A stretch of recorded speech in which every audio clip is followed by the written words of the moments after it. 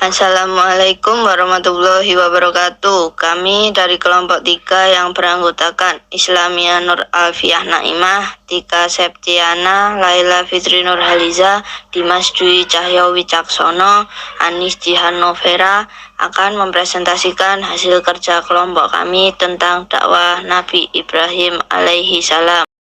Kegiatan dakwah Nabi Ibrahim alaihi salam. Strategi dakwah di Babilonia. 1. Terhadap keluarga.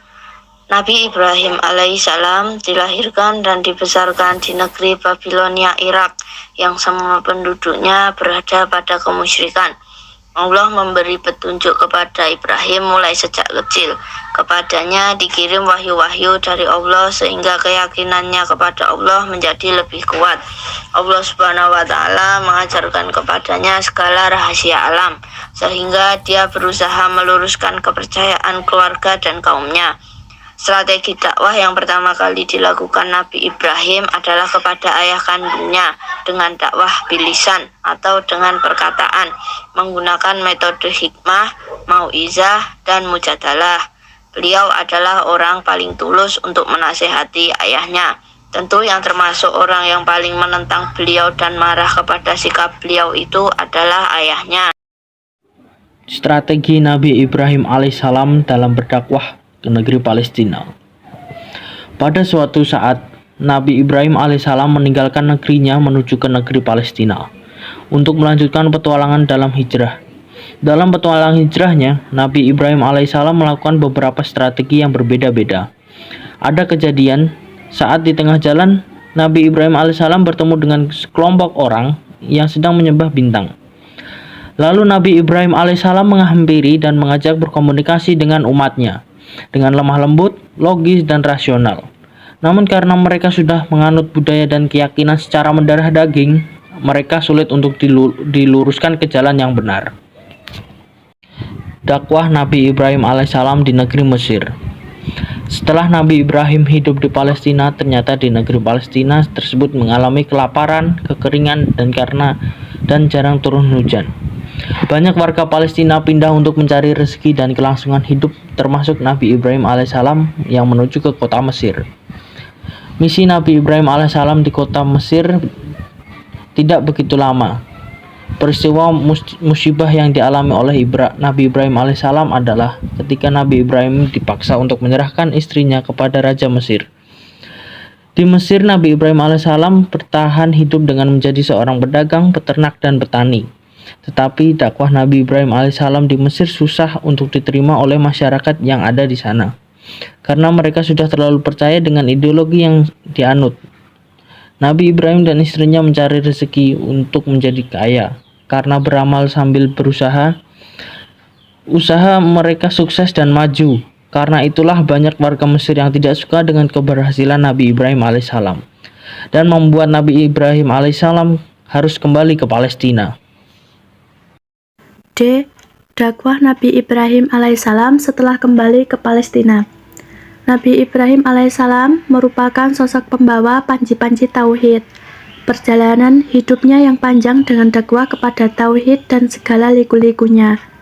Sikap yang menjadi ciri khas Nabi Ibrahim alaihissalam yaitu lemah lembut dan penuh kasih sayang kepada siapapun. Nabi Ibrahim sama sekali tidak membenci para penyembah berhala. Jika melihat orang yang berbuat menyimpang, ia tidak membenci orangnya, melainkan perbuatannya. Istri Nabi Ibrahim, Sarah, sudah lama belum melahirkan anak yang kelak akan menjadi generasi penerus Nabi Ibrahim. Sarah berpikir bahwa ia dan Nabi Ibrahim tidak akan mempunyai anak. Lalu ia berpikir untuk mengizinkan Nabi Ibrahim menikahi Hajar. Kemudian Hajar melahirkan anak pertama yang diberi nama Ismail.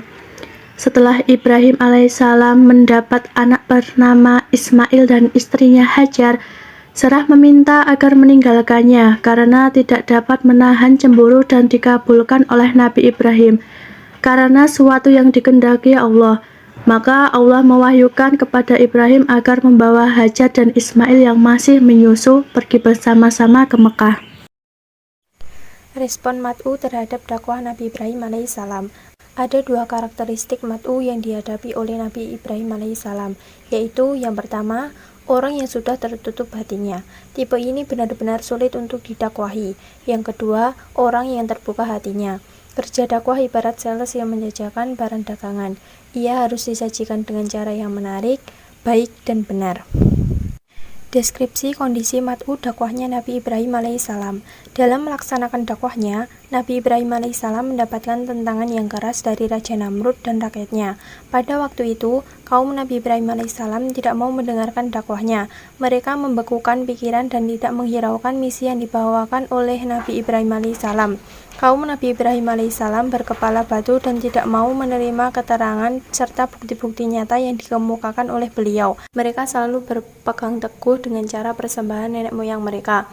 Walaupun Nabi Ibrahim menyatakan berkali-kali bahwa mereka keliru dan tersesat, namun mereka tetap menghiraukan Nabi Ibrahim alaihissalam. Bahkan Nabi Ibrahim alaihissalam pernah dibakar oleh Raja Namrud, tetapi atas izin Allah Subhanahu wa Ta'ala, api tidak sanggup menghanguskannya. Kelebihan dakwah Nabi Ibrahim alaihissalam.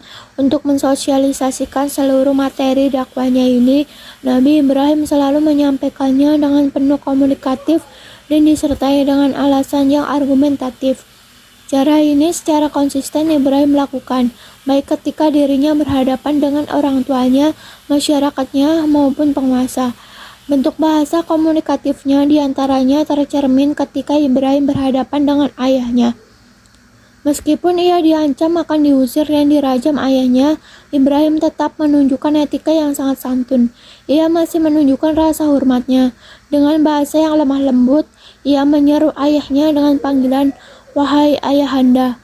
Ketika meninggalkan bapaknya pun, ia juga masih memberi ucapan salam perpisahan dan mendoakannya. Kekurangan dakwah Nabi Ibrahim alaihissalam. Nabi Ibrahim seringkali ditolak ketika berdakwah karena pemikiran umatnya masih dalam kebodohan dan tidak pernah mau menerima keterangan dan bukti-bukti nyata yang selalu dikemukakan oleh Nabi Ibrahim dan berpegang teguh pada satu-satunya alasan bahwa mereka tidak akan menyimpang dari cara penyembahan nenek moyang mereka. Terima kasih. Sekian dari kelompok kami, kurang lebihnya mohon maaf. Wassalamualaikum warahmatullahi wabarakatuh.